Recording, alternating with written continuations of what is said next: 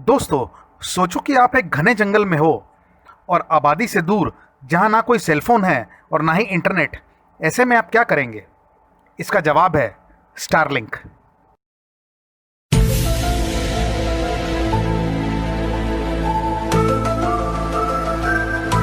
Liftoff. Go Falcon, go GPS. Starlight एक satellite का समूह है जो स्पेसएक्स बना रहा है, जिसका काम इंटरनेट प्रदान करना है। इस समूह में हजारों छोटी छोटी सैटेलाइट्स होंगी जो धरती के काफ़ी करीब होंगी और इसे आमजन के अलावा मिलिट्री, अनुसंधान और खोजी अभियानों को इंटरनेट के कारण मदद मिलेगी। जैसा कि हम जानते हैं कि स्पेसएक्स एलोन मस्क की कंपनी है और स्टारलिंक की सैटेलाइट डेवलपमेंट फैसिलिटी वॉशिंगटन में है।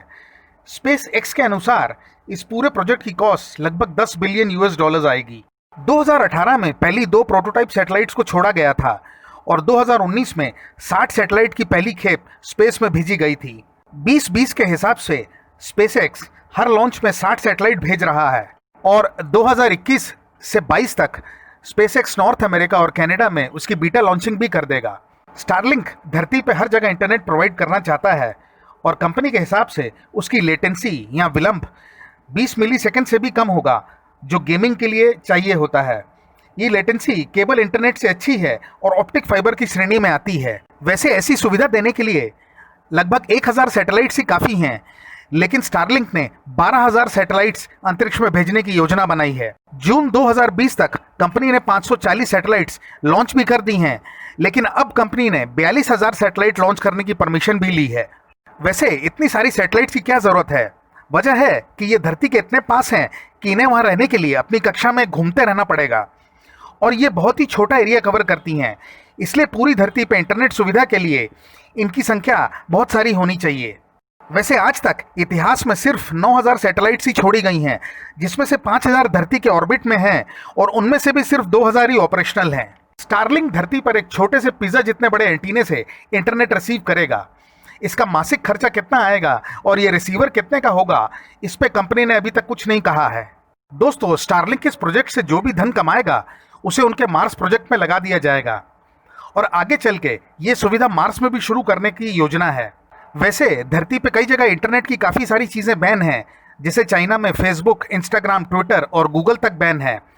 वैसे स्टारलिंक का रिसीवर का इस्तेमाल करके लोग वहाँ भी इंटरनेट का मज़ा लूट सकते हैं, लेकिन अगर कोई देश चाहे तो इसकी फ्रीक्वेंसी जाम भी कर सकता है। इस प्रोजेक्ट को लेके लंबे समय में होने वाले खतरों से काफ़ी संशय बना हुआ है। स्पेसएक्स ने इन सैटेलाइट्स को धरती से 550 किलोमीटर ऊपर छोड़ा है और ये खगोलविदों के लिए परेशानी का सबब हो सकता है। वैसे जून 2020 में स्पेसएक्स ने एक कोटिंग लगा के सैटेलाइट को भेजा था जो कि कम चमकेगी। स्टारलिंक ने ये सैटेलाइट्स पृथ्वी की निचली कक्षा में भेजी हैं, जो हम बिना टेलीस्कोप या दूरबीन के नंगी आंखों से भी देख सकते हैं। तो अगर कंपनी ने 42000 सैटेलाइट्स भेज दी तो समझ लीजिए कि अंतरिक्ष में कैसा कचरा मचेगा। स्टारलिंक वैसे अकेली कंपनी नहीं है जो इंटरनेट प्रोवाइड करना चाहती है। इंग्लैंड की एक कंपनी OneWeb ने भी ये काम शुरू किया था, लेकिन वो दिवालिया हो गई। अमेजन भी ऐसी ही सुविधा शुरू करने की सोच रहा है। वैसे इस क्षेत्र में रॉकेट्स का बहुत ज़्यादा महत्व है और चूंकि स्पेसएक्स के पास रियूजेबल रॉकेट्स हैं, तो फिलहाल जीत स्पेसएक्स की पक्की है। धन्यवाद।